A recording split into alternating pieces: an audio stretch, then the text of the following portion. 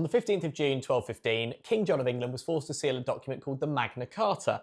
It means Great Charter in Latin, and it was a written agreement between the king and his barons. But why? Well, John had lost wars, he'd raised taxes, he'd abused his power. By abused his power, I mean kidnapped people and slept with the wives and daughters of his nobles. Not a great way to find yourself being a popular ruler.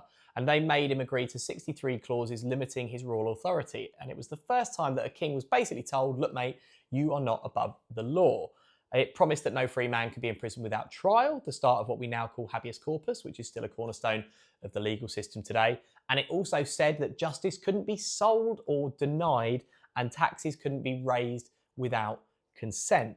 Look, at the time, it mostly protected the wealthy barons, not ordinary people, and John never intended to keep it. He had it annulled by the Pope just weeks later.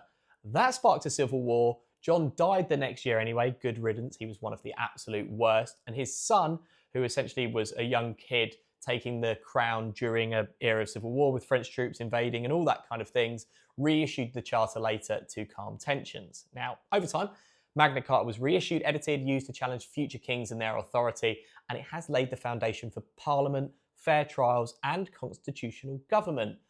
Later revolutions, like the French Revolution in 1789 and the Bolshevik Revolution in 1917, pushed, obviously, these ideas of egalitarianism a lot further, but it influenced all of those kind of movements. And the Magna Carta influenced the US Constitution, UN human rights law, the global rule of law.